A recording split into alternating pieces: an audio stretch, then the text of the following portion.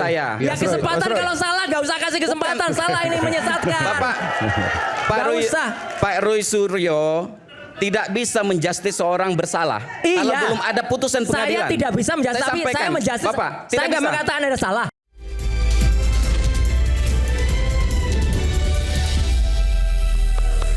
Baik, saya pikir ini ada kalimat yang kemudian harus diluruskan. Dan kita tentu tidak menyimpulkan di dalam program Rakyat Bersuara ini bahwa proses hukum terkait ijazah, tudingan ijazah palsu Pak Jokowi yang sebelumnya sudah diputus inkrah dengan kekuatan hukum tetap sebelumnya yang kemudian memenjarakan dua orang yang bernama Gus Nur dan Bambang Tri dikatakan tidak memiliki due process of law. Saya ingin coba ke Pak Ugro Seno, Komisaris Jenderal Polisi Purnawirawan, Wakapolri 2013-2014. Silakan Pak Ugro. Yes. Apakah benar proses sebelumnya tidak dengan due process of law, tidak dengan penegakan hukum yang baik, yang proper? Terima kasih Pak Mas Aiman. Jadi due process of law itu adalah penegakan yang tidak berkeadilan tadi. Jadi maksudnya gimana? Tidak mendapatkan keadilan tadi. Yang sebelumnya? Proses seperti itu. Jadi misalnya begini, terhadap Gus Nur dan Bambang Tri, ya kan? Sebetulnya persoalan pokoknya berkaitan dengan seolah pencemaran nama baik karena menulis buku, kemudian ada pernyataan Gus Nur sendiri berkaitan dengan ijazah Pak Jokowi tadi. Nah, ijazah ini sampai sekarang tidak pernah dibuktikan seperti apa. Saksi-saksi tidak pernah menyatakan pernah melihat dan sebagainya. Dan tidak pernah ditunjukkan pada waktu sidang dua terdakwa dan terpidana itu. Benar. Jadi seharusnya ini kan dibuka semua supaya publik tahu seperti itu, tidak berlarut-larut seperti sekarang Tapi ini. bagaimana kemudian tadi dengan pendapat bahwa beban pembuktian bukan pada jadi beban pembuktian bukan pada ketika dia masuk ke dalam kejaksaan dilimpahkan, ya ini buat pembelajaran juga bagi masyarakat kita bahwa ketika beban pembuktian itu sudah beralih setelah adanya proses penyidikan kemudian penetapan tersangka beralih ke jaksa, tentunya itu beban pembuktiannya ada pada jaksa penuntut umum, ada pada JPU. Gitu loh. Oke. Kan itu proses of law. Dan JPU tidak punya kewajiban untuk menunjukkan yang asli. Ya, bahwa gini. Nah, itu pertanyaan sederhana. JPU tidak punya kewajiban untuk menunjukkan yang asli. Tidak ada. Tidak ada. Tidak ada. Karena prosesnya yang kita harus pahami di sini adalah 160/45A. Oke. Ya, yang di pasal yang disangkakan oleh mereka. Itu? Tidak ada kaitannya dengan pasal jasa. Soal apa itu? 160 itu penghasutan. Penghasutan. Terus kemudian ujaran kebencian, 45A juntonya ya. Tapi sebentar, ini logika sederhana. Bagaimana bisa dikatakan menghasut, bagaimana dikatakan ujaran kebencian, kalau seandainya nggak tahu apa yang diperbincangkan, apakah objeknya itu asli atau palsu? Iya, melalui. Jadi sebentar, Bu. Melalui media, mereka mengungkapkan melalui muhabalah kalau nggak salah pada saat itu ya. Mereka adakan podcast, bersumpah demi Allah dan di atas Al-Quran. Okay. Nah, inilah proses inilah yang masuk dalam kategori ada peristiwa hukum. Bersumpah atas nama Tuhan. Iya. Kalau ijazah itu palsu. Gitu. Iya. Sementara dia tidak memegang aslinya atau dia tidak mengetahui kebenarannya. Tapi ini kan perkaranya bukan ijazah S1 ya. Iya. Ini ijazah SD, SMP, SMA. Okay. Yang mereka persoalkan. Okay. Setahu saya itu. Jadi ketika kemudian ada peristiwa yang memang ya terpenuhi dua alat bukti cukupnya dari kepolisian. Nah, kemudian apakah ini tidak ada due process? Ada. Misalnya gini, saya dikatakan begini. Enggak, ini kita bicara soal logika. Saya dibilang jasa saat ini adalah biru, padahal hitam kan ya. Biru. Lalu saya tidak terima jasa biru. Lalu saya bilang, Anda mengatakan jasa biru misalnya. Anda menghasut saya, Anda membenci saya. Karena Anda mengatakan jasa biru. Mohon maaf. Anda mengatakan bahwa jas saya ini hitam, betul ya? Tapi saya nggak mau dibilang hitam, saya mau dibilang biru, padahal benar faktanya hitam, misalnya gitu. Lalu saya bilang, kemudian saya mengatakan pada Anda bahwa Anda telah menghasut saya, Anda membenci saya karena mengatakan bahwa jas saya hitam. Iya. Tanpa saya menunjukkan jas saya sesungguhnya apa. Oke. Di mana logikanya? Analoginya Bang Aiman tadi terkait biru dan hitam tadi. Ya. Itu analogi perumpamaan yang bersifat bukan menjustifikasi, Bung Aiman. Ya, beda Bung Aiman. Jas saya hitam kan, tapi saya nggak mau dibilang hitam. Anda menuding jas saya hitam. Saya bilang enggak, biru kok jas saya. Kan Anda telah menghasut saya, Anda telah membenci saya. Nah, pertanyaannya, apakah jasnya Bung Aiman digunakan untuk hal-hal yang merugikan bangsa dan negara? Iya. Tidak kan? Nah, kebenciannya di sini Bung Aiman. Iya, gimana? Bahwa kemudian seorang disangka menggunakan Oke. ijazah palsu ya mendaftar untuk menjadi capres. Kan itu persoalannya. Ada yang digunakan gitu loh. Bung Aiman. Digunakan dalam arti menipu rakyat. Bukan, ini kan bicara soal kebenaran.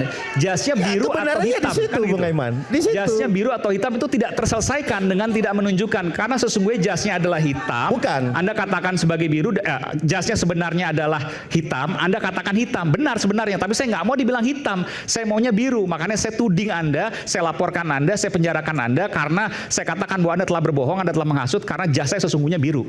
Ya, tidak bisa dong, harus faktanya. Harus sesuai dengan fakta. Karena Tidak boleh. faktanya kan nggak pernah ditunjukkan. Faktanya kan biru.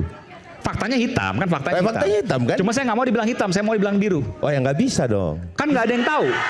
Nggak bisa Bung Aiman. Oke. Prosesnya itu Ya. tidak bisa seperti sederhana itu. Gimana? Nggak begitu Oke, Bung silakan. Aiman. Silakan Pak Guru. Nanti Ya, jadi- saya masih belum mendapatkan. Mungkin nanti Ya. Anda bisa membantu saya. Jadi gini ya, ini contoh sederhana. Jasa hitam betul, tapi saya nggak mau menunjukkan jasa ini hitam. Saya simpan gitu ya. Saya mau dibilangnya biru. Ya, lalu kemudian Jasnya ada sudah digunakan Bung Aiman. Jasnya nggak pernah ditunjukkan. Enggak, Jasnya sudah saya- ditunjukkan Bung Aiman. Jas Bung Aiman itu penjahit tahu. Sebentar. Penjahit tahu. Penjahit tahu, oke. Penjahit tahu bahwa warnanya biru. Oke, ini menarik, Iya kan? menarik, oke. Yang ngantar tahu warnanya Oke. biru. Kan Oke. begitu? Oke. Kan itu. Meskipun saya nggak perlu menunjukkan jasa ya. Iya, karena kan penjahitnya tahu. Oke. Terus waktu pakai kondangan orang-orang juga tahu. Oke. Bahwa Penjahit itu jasnya maksudnya biru. UGM di sini. Iya, kan semuanya tahu. KPU. Waktu dipakai kondangan misalnya teman-teman KPU. seangkatan. Oke. Terus kemudian lain sebagainya, instansi pemerintah yang mengambil Jadi ijazah berdasarkan tersebut. saksi katanya. Iya, bukan katanya dong. Karena memang Sudah pernah dimasukkan melihat. dong, Oke. dimasukkan ke dalam. Nah, Ya. Jadi gini, kalau Pak Jokowi ini punya ijazah yang diduga palsu disimpan. Apakah salah? Enggak Tidak. salah. Dibakar? Enggak salah juga. Ya kan? Jadi karena digunakan untuk mendaftar wali kota, gubernur sama capres. Nah, digunakan ini berarti 263 ayat 2. Dibakar nggak salah Pak ya? Ya? Dibakar nggak salah tadi. Enggak salah, sekarang dibakar enggak salah. Nanti saya bakar. Ya, nanti. tapi setelah dibakar tadi ini kan karena ada dugaan ijazah palsu digunakan. Pasal 263 ayat 2 dimainkan di situ. Siapa yang menggunakan? Yang menggunakan tadi adalah KPU tadi. KPU Solo, Jakarta dan KPU Pusat. Oke. Plus Pak Jokowi masuk di situ nanti 263 ayat 2-nya di situ. Kalau yang membuat ayat satunya nggak bisa dibuktikan nanti belakangan saja gitu loh. Nah pembuktian itu yang membutuhkan laporan bukan Dumas gitu loh. Kalau Dumas itu bukan urusan reserse itu ada laporan polisi, delik murni atau delik aduan. Nah Oke. setelah timbul laporan polisi dibuat SPDP. Surat perintah dimulai penyidikan. Oke. Dilakukan penyidikan. Nah, dalam penyidikan ada penyelidikan. Nah itu Jadi due process of law. iya, jadi tidak ada penyelidikan ditingkatkan jadi penyidikan. Itu tidak diatur di KUHP. Yang berhak mendeponering perkara adalah kejaksaan berdasarkan Undang-Undang Kejaksaan nomor 11 tahun 2021. Berdasarkan putusan MK yang tahun 2016 tentang deponering. Satu lagi KUHP pasal 14 huruf H atau F saya lupa situ. Itu penghentian perkara, itu kewenangan jaksa. Selain jaksa tidak ada yang bisa menghentikan perkara tersebut. Kalau sudah diduga pidana atau diduga pidana 50%, perdata 50%, itu harus maju dilakukan penyidikan. Ini maksudnya yang TPUA Pak ya? Yang TPU itu harusnya bukan tiba-tiba Dumas, berhenti, itu ya kan? harusnya laporan Ya. polisi. Ini maksudnya polisi kan sempat menghentikan di tingkat penyelidikan, maksudnya itu Pak Agung. SP2 lidik tidak diatur di KUHP. Oke. Makanya saya katakan, Iya. saya pernah di Polri, saya penyidik, saya pernah Kasat Serse Jakarta Pusat, Kasat Serse Surabaya, berarti dua kota besar pernah menjadi Kasat Serse dari situ. Ya kan, jadi SP2 lidik tidak diatur. Nah, jadi saya sampaikan kepada Komisi Percepatan Reformasi juga sama, tolong masalah SP2 lidik ini diteliti kembali, kalau perlu ditinjau kembali dan dihilangkan. Karena ini kepastian hukum tidak ada. Nah, kalau dugaan pidana atau Anda menyampaikan saran itu atas dasar kasus ijazah ini? semuanya. Jadi ke depan nanti banyak orang Basicnya termasuk itu. karena soal ijazah. Iya. Menurut Anda yang kemudian Pak Ugro mengatakan bahwa SP2 lidik ini dilakukan oleh Polri itu menyebabkan ketidakpastian hukum? Ya tidak ada kepastian hukum, orang menggugat kemana? Karena kalau misalnya dilakukan penyidikan dan dinyatakan tidak cukup bukti atau bukan tidak pidana, diterbitkan SP3. SP3 pun itu belum kepastian hukum karena masih bisa digugat pra peradilan. Iya. Kepastian hukum kalau sudah mendapat putusan pengadilan yang inkrah. Bung Aiman. Putusan pengadilan yang inkrah pun itu juga Bentar, sekarang Bung di Aiman. Indonesia belum Ini kan- dijamin itu kepastian. Ini kan kita Bung Aiman membahas tentang tadi tidak adanya due process of law terhadap Bambang Tri. Ya toh? Kan itu tadi. Ya. Bukan TPUA yang dimana SP2 lit tadi. Maksudnya kan yang kita pertanyakan apakah due process of law Terhadap itu Bambang Tri dan- terhadap Bambang Tri dan Gus Nur ini ada atau tidak, sesuai mekanisme hukum atau tidak, kan itu. Tetapi kalau pendapat saya secara pribadi sesuai pengalaman saya bahwa due process of law-nya sudah berjalan. Ya. Dan itu sesuai bahwa kemudian di situ dilakukan secara profesional. Kalau ketidakadilan itu kan itu pandangan pengadilan. Nah silakan, harusnya Bu Kurnia waktu ditetapkan tersangka dia melakukan prapit. Kalau memang dianggap ada due process of law yang tidak dilewati. Pra peradilan, oke. Itu. Setiap tim Pra-peradilan itu dong. ya punya Kan sendiri. Ya, Ya, maksud jadi saya nggak gini, usah gini, diarahkan. Jadi kita ini kita udah paham kalau lah. sudah ingkrah, Anda kita pengacara, jangan kami lagi pengacara, kita dan ngomong kami punya bahwa, tim. oh, Jadi jangan tidak ada diarahkan. lagi, tidak ada Harus lagi. lakukan ini, lakukan itu, nggak usah, nggak perlu. Tidak Ya, ada yang kita dalam punya hukum sendiri. tidak ada yang kekal lah. Di dalam hukum tidak ada yang kekal. Mau Sebentar, Pak, ini dibilang kita balik ke inkrah, Pak Ugro. Pak, tidak ada yang kekal. Tidak ada due process of law dari proses penegakan Betul. hukum yang menjerat Bambang Tri dan Gus Nur. Iya, karena Betul. yang dikaitan ijazah palsu tidak pernah dihadirkan. Dugaan ijazah palsu tidak dihadirkan. Sampai detik ini tidak pernah dihadirkan. Jadi masyarakat masih bertanya-tanya. Kalau itu dihadirkan ini perlu dari mana kemudian Anda mengatakan bahwa ketika ijazahnya itu tidak dihadirkan, maka tidak ada penegakan hukum yang baik atau yang benar, tidak ada due process of law di sana. Ya sebetulnya bukan tidak benar tapi kurang benar saja lah. Kalau tidak Oke. benar salah kan totalitas tidak benar nih. Di mana kurang benarnya? Kurang benar kenapa ragu-ragu menghadirkan ijazah milik Pak Jokowi tadi? Kenapa kalau nggak dihadirkan kemudian jadi kurang benar? Jadi masalahnya apa? Karena yang dibicarakan berkaitan dengan masalah ijazah semua. Nggak ada. Satu lagi Bang Aiman. Ijazah berupa fotokopi itu dihadirkan dalam persidangan. Berarti itu tentang ijazah, ya. Kalau tidak, kenapa bicara ijazah? Dan yang kami permasalahkan ini adalah dakwaan jaksa itu adalah tentang kebohongan. Ya pasal 14 ayat 1 Undang-Undang Nomor Terhadap siapa nih? 1 Gus Nur atau? 1946. Iya, untuk keduanya itu. Oke. Ya, tapi tidak bicara soal keputusannya. Nah, di akhirnya nanti ketika kami melakukan banding ya, itu tidak diadili dengan pasal itu, melainkan kebencian. Kalau kebencian itu subjektif. Jadi vonis di tingkat pertama soal dipaksakan kebohongan. menjadi berita bohong.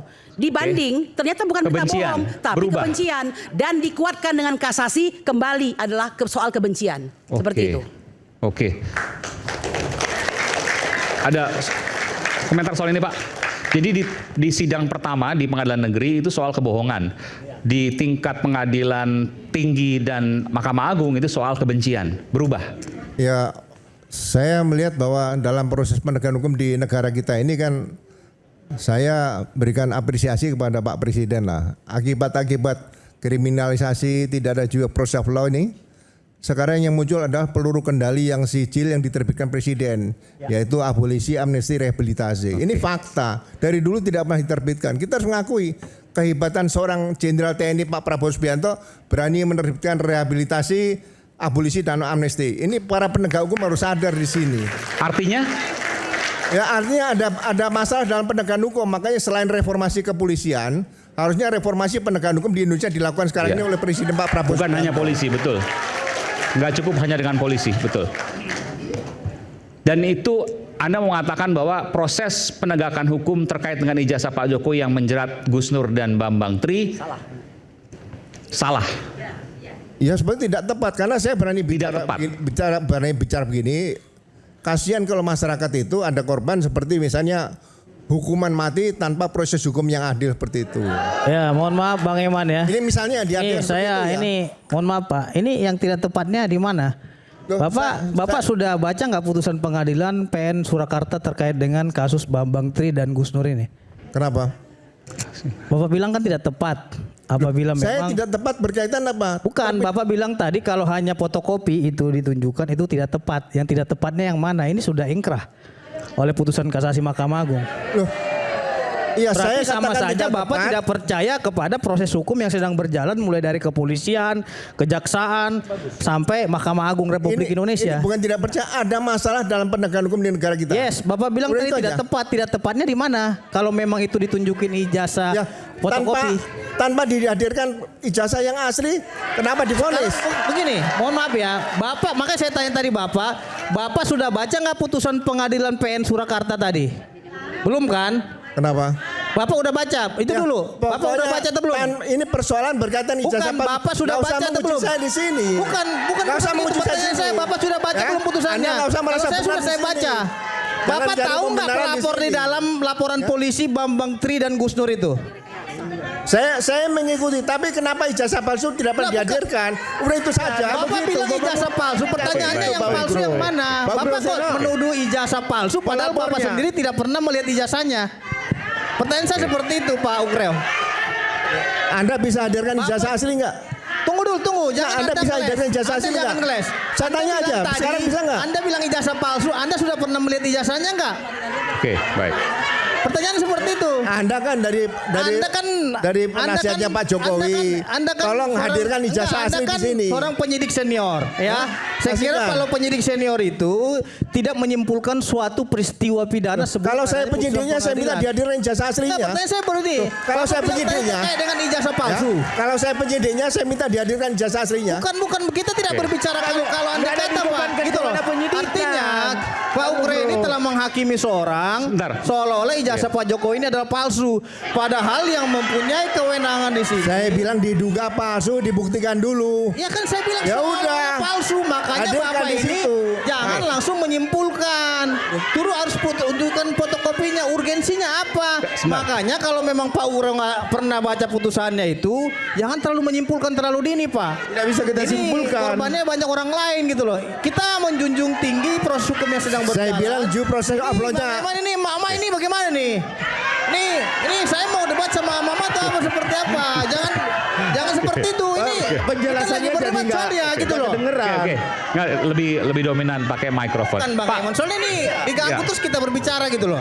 Kita mau bicara nggak bisa Pak Ugro, jadinya. saya ingin tanya pada Anda Pak Ugro. Pak Ugro.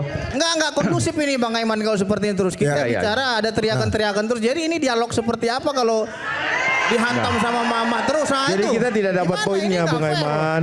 Ini nggak fair Bang Aiman. Ya, tolong ya. Ah, tuh. Baik, oke. Pak Ugro, saya ingin Ratusan tanya. Mama di sini nih. Saya ingin tanya Pak Ugro. Mengapa Pak Ugro mengatakan urgensi itu sangat penting ketika menunjukkan ijazah yang dimiliki oleh Pak Jokowi di pengadilan? Ya. Sekarang persoalan berkaitan dengan Gus Nur, Bambang Tri semua. Itu kan berkaitan dengan ijazah. Nggak ada selain ijazah. Lah sekarang sebagai seorang presiden, pernah jadi presiden, gubernur, wali kota, sebagai negarawan tunjukkan ini ijazah saya. Selesai kok. Kenapa diulur waktunya seperti ini? Ya, tapi Bapak keliru Pak memahami Apa dalam keliru? alat bukti. Saudara. Kelirunya di mana? Kenapa keliru? Kelirunya di mana? Saya bilang Pak ya. Kalau bukti surat fotokopi yang Bapak bilang itu cuma satu nilainya Pak. Terus? Kita mengacu pada pasal 184 itu ada 5 alat bukti. Jadi harus sempurna dulu semuanya. Jadi nggak bisa dibilang hanya fotokopi saja. Keterangan saksi juga merupakan alat bukti yang sah. Ya kan ada surat Ya, petunjuk jadi tadi kalau juga Bapak ada. hanya melihat dari satu sisi tanpa mendengarkan saksi-saksi lainnya, itu namanya proses yang Jadi dengan keterangan saksi Bung Pitra cukup dengan itu? harus 5-5-nya dong. Harus lima-limanya. Lima-limanya adalah sempurna. Yang pertama keterangan saksi, yang kedua surat, yang ketiga petunjuk, yang keempat keterangan ahli, baru keterangan terdakwa. Bukan keterangan. ijazah asli masuk di mana di sini? Kalau masalah bukti asli surat, itu bukti bagian surat. dari Bukti surat. Bukti surat cuma Jadi, satu. Tidak Cuma satu. ada. Tunggu dulu. Tidak ada pasal yang mengatakan bukti surat itu harus asli. Tidak ada pasal yang mengatakan itu. Yang ada dikatakan surat. Betul. Pasal 184. Oke. Jadi biar dipahami. Jadi kita juga harus paham. Bu, mohon Paling maaf nih. tidak kalau nggak ada surat petunjuk kan bisa. Tunggu dulu. Tidak bisa, Pak. Kalau Bukti surat petunjuk itu nilainya ya. satu Bapak dalam pasal Alat bukti itu 184. selima yang Maka saya berlaku harus di mengajari penyidikan. Bapak lagi kembali kepada KUHAP. Nggak enak lah, nggak dan etis juga saya harus menjelaskan itu. Makanya dari satu surat ini ditariklah dari keterangan-keterangan saksi, didapat dari mana, Ini menarik. tahu dari mana, tujuannya apa. Baru Nggak. keterangan ahli nanti akan menilai dari bukti yang ada. Dan Bapak juga nggak bisa menilai fotokopi. Sekarang surat keterangan ahli. ahlinya dari mana? Ini kok ditanya lagi? Enggak, saya tanya ahlinya dari mana? Ahli pidana. Makanya baca di putusan, Ya, Bang. ahli Di situ kan di putusan ahlinya ada. dari mana? Pak, Bentar. Apa Oke. aja ahli yang Bentar. dihadirkan? Maksud Bapak gini, saya paham. Ya, saya jelaskan. Oke, Bentar. saya jawab nih. Nanti, Saya biar, jawab. biar saya dalami dulu sebentar. Ya. Maksud Pak Ugro, keterangan ahli dari mana sehingga ahli itu bisa kemudian menyatakan bahwa ini adalah bohong, ini adalah kebencian, ini adalah dusta dan seterusnya. Itu maksud Bapak ya? Bukan, keterangan ahli itu kan berkaitan dengan ijazah nih. Ya. Seharusnya pada saat ditangani di Dirtipidum Bareskrim tadi, Ya. itu terbit SPDP, bukan sprint penyelidikan. Bukan, tadi Bapak mempermasalahkan gini. Lalu keterangan ahli dari mana dia Ya, punya patokan keterangan untuk ahli kemudian kan satu- menyatakan pendapatnya dia begitu? Dari lapor dong ahlinya. Harus dari lapor. Lapor. Pada waktu itu pasti nggak ada lapor. Loh, karena masih penyelidikan, kenapa bisa memanggil orang lapor? Dalam penyelidikan itu Nggak tidak ada yang bisa. Gus Nur dan Bambang Tri maksudnya? Iya. Pada saat pemeriksaan ahli itu dari lapor menyatakan ijazah itu asli atau tidak. Harus dari lapor. Lapor. Oke, jadi pada waktu Bambang Tri dan Gus Nur tidak ada lapornya. Itu makanya saya bilang Pak Ugro harus baca putusannya. Karena kasus ini bukan kasus 263 Pak. Yang Bambang Tri dan Gus Nur itu kasusnya ujaran kebencian. Oke. Ya. Baru pencemaran nama baik dan apa namanya kegaduhan. Penghasut 160 penghasutan. 45A. Jadi bukan Itu putusannya. 263 harus dipahami itu. Nggak perlu Lain lapor halnya itu. kalau 263 baru benar yang dibilang oleh beliau. Ini kan bukan 263 yang dibahas. Makanya pasal apa yang dituduhkan kepada dia itulah yang dibuktikan oleh jaksa. Gitu loh. Contohnya nih, orang yang Sekarang mencemarkan pelapornya nama itu baik, dasarnya dicemarkan nama Oke, baik, saya dasarnya jawab. apa? Tadi Bapak bilang, Kan dasarnya saksi apa? ahlinya dari mana? Bukan. Melaporkan pencemaran nama baik itu dasarnya apa? Bukan. Salah. Masukkan bukti dia dong, alat bukti dia. Bukan. Makanya Bapak baca Pelapor putusannya. itu melaporkan Dan pencemaran nama dakwaan baik. jaksa itu Bapak bukan dakwaan subsidiar, tapi dakwaan alternatif. Bukan, saya pengen tanya saja. Pelaporan Makanya pencemaran di nama pasal baik itu masuk dasarnya ayatnya apa? Kepada ujaran kebencian. Merasa dicemarkan nama Makanya baiknya tuntutannya dasarnya itu apa? Ujaran kebencian gitu loh. Bapak juga Ujaran harus kebencian paham, itu dasarnya jangan apa? jangan Pencemaran itu. nama Jadi baik. harus- Dasar maksudnya dasar Seperti ujaran itu. kebenciannya dari mana? Mengenai dasar ujaran kebencian itu, Bang Aiman, ini kan ada ini Bentar. gimana ini kalau ini mak ngomong terus nih saya diam ini. Hah? Udah, Ini oke, saya oke. diam. Cukup. Silakan nih, Mama Udah ngomong kasih dulu. Om Mama aja yang ngomong. Oke, sama. Udah. Bisa diam nggak ini? Nggak, ini saya harus tertib ya. Kalau ibu nggak bisa tertib, saya terpaksa harus kurangi jumlah ibu ya. Oke, sepakat ya. Oke, silakan Bang. Dari mana dasar Ya. ujaran kebenciannya? Oke, baik Bang Aiman. Tentu yang pertama dalam membuktikan suatu perbuatan tindak pidana itu jaksa penuntut umum melihat daripada unsur-unsur perbuatan yang dilakukan oleh terdakwa. Jadi ada 3 pasal yang dimintai pertanggungjawaban oleh jaksa penuntut umum di pengadilan dan diuji di pengadilan. Yang pertama terkait dengan 160 tadi Soal apa itu? Ujaran kebencian, penghasutan, Oke. kan gitu. Terus ada lagi terkait dengan 45A. Oke. Ya. Oke, bicara ujaran kebencian, penghasutan, dasarnya dari mana? Oke. Penghasutan ini tentu penyidik melihat daripada peristiwa-peristiwa yang berlangsung ini apakah berkelanjutan atau tidak. Ya. Jadi penyidik melihat bahwasannya ada Interupsi, perbuatan. Bang. Dari Tunggu tadi dulu dia nih. setengah acara dia ngomong. Ini Saya kapan saya? ini Nanti. gimana Masih, ini? nanti. Ini Banyak sesinya, Nanti Bang Rismon, Jelaskan nanti. jelasin dulu Nanti biar kamu kita proses bilang. Rismon. Sampai magabut. Baik, dengar dulu. Nanti saya berikan kesempatan Bang Rismon, silakan. Dari tadi dia aja yang ngomong. Nanti Bang Rismon, nanti Bang Rismon. Udah ini saya kasih mic buat kau nih, biar kau bicara ini. Iya, dua-dua sini. Kita mau dengar. Bang, udah, lanjut. Oke, saya kasih. Dari mana Mereka dasarnya? nggak terima saya menyampaikan. Iya, oke. Dari mana kemenangan dasarnya? hukum, Tadi Bang cuma Aiman. di total ini 1 jam. Anda sendiri Nanti kau setengah bicara jam. setelah loh. selesai acara di sini Anda 50 sendiri jam. setengah jam. Kami kapan ngomongnya? Oke. Nggak, biar jawab dulu deh. Dari mana dasar ujaran kebenciannya dan penghasutannya? Ini kayaknya Bang Aiman mereka nggak terima sama saya nih. Makanya ini kasih dulu ke ini nih, ke beliau. Soalnya dia nggak terima saya bicara. Di sini tuh ada 6 narasumber nih. 6.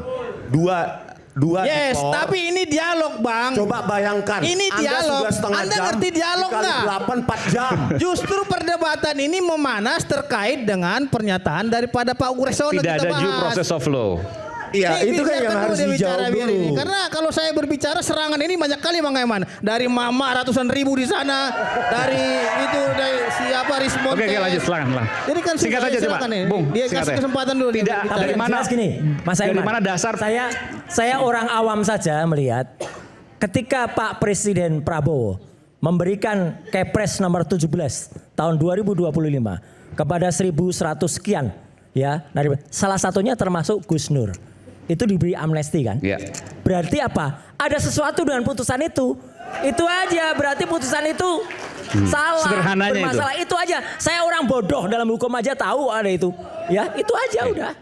Clear, loud and clear. Oke, silakan. Terima kasih.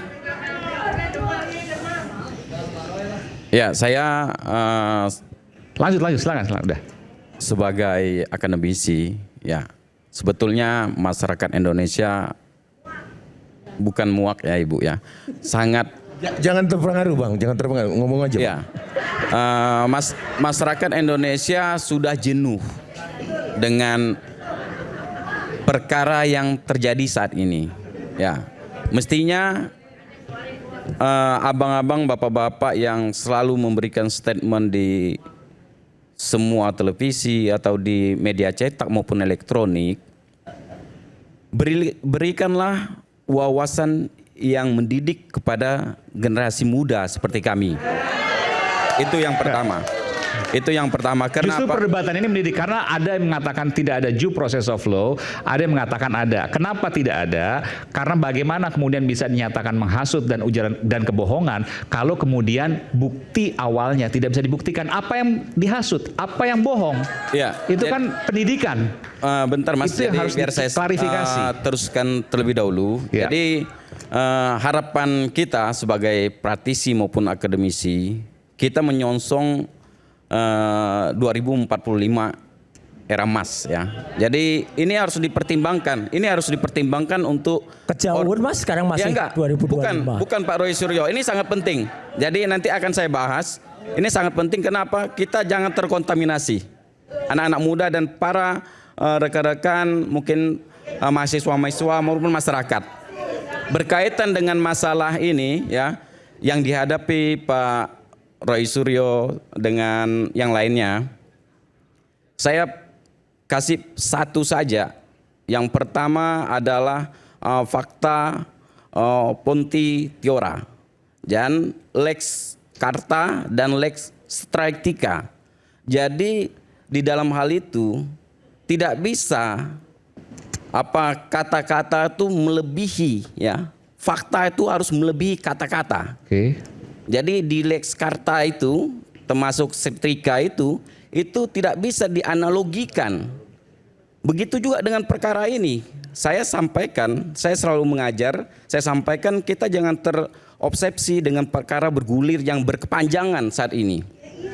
Jadi kalau dilihat dari perkara ini, wajar saja seorang yang memiliki ijazah, yang memiliki imunitas dan hak konstitusi. Saya boleh memperlihatkan dan boleh tidak memperlihatkan. Itu pertama. Anda nggak ngerti Undang-Undang Nomor 14 tahun 2008, Bukan Mas. Bapak, bukan. Jadi begini. Bentar nih. Bentar, Pak Ini Roy Suryo. Jadi ada legal standingnya apa? ya, jadi begini Legal Pak. standingnya apa? Pembela Jokowi bukan? Saya tidak. Saya sebagai akademisi. Lah iya, akademisi dari mana? Saya Akademisi dari luruskan. mana? Terangkan dulu Saya akademisinya. luruskan. Saya luruskan. Dosen buat- di mana? Saya luruskan buat Pak Roy Suryo. Dosen di mana? Pak Pak, Roy Anda nggak ngerti Undang-Undang 14 tahun 2008, kurang baca Anda. Bukan kurang baca. Anda Bapak, kurang baca, udah jelas. Bapak begini, kasih Udah kesempatan jelas. saya Pak. Dengerin dulu. Iya. Mas Kasih Roy. kesempatan saya. Ya kesempatan kalau salah nggak usah kasih kesempatan, salah ini menyesatkan. Bapak, Pak Nggak Roy, usah. Pak Roy Suryo tidak bisa menjustis seorang bersalah Iya. kalau belum ada putusan pengadilan. Saya tidak bisa menjustis, tapi sampaikan. saya menjustis. Bapak, Saya tidak nggak bisa. mengatakan Anda salah. Saya mengatakan Anda belum baca Undang-Undang 14. Bukan, tadi Bapak sampaikan 2008. Pak. Saya masih mendengar dan bisa mendengar. Iya, Anda belum baca Jadi Undang-Undang begini, 14 Pak. 2008. Pernah baca nggak? Iya, tentu Bapak. Oke, pasal 18 bunyinya apa? Iya. Ayat 2. Iya. Pasal 18 ayat 2 bunyinya apa? begini. Bunyinya apa? Bunyinya apa? Saya sampaikan, Bunyinya apa? Bapak seperti ini kegaduhan. Ini dosen nggak ngerti, nggak pernah Bukan. baca, ini nggak apa? Bapak, Udah Bapak nggak usah. Nggak usah. Bapak sudah kegaduhan dalam berpikir. Enggak. Kenapa? Terus terang saja, kita dalam perkara ini Bapak Ini dosen kurang sudah- baca, repot mahasiswanya kalau kayak gini. sudah ditetapkan Kampus sebagai mana? tersangka. Kampus Mohon maaf, mana? Pak. Anda kampus mana? Mohon maaf, Sebutin kita dulu. berikan Bapak kesempatan kasih bentar, Mas kesempatan Roy. kepada Iya, saya. sebutan dulu kampus mana biar kita ngerti. Mas Roy. Biar kita ngerti. Bapak Kalau seorang bukan kuasa hukum, Anda Bapak akademisi se- kampus mana? Ya, dengar Bapak. Gitu Oke. aja jam nggak bisa. Bapak Kampusnya jangan-jangan ruko. Oke, isu hangat kadang bikin hangat, Rokok apalagi ini. kalau kita tidak bisa mencerna dengan cermat. Secangkir kopi hangat dan nikmat untuk menemani kebersamaan kita dalam program Mic Bersuara bersama saya Aiman Wicaksono. Kami akan segera kembali saat lagi. Nanti saya berikan kesempatan Mas.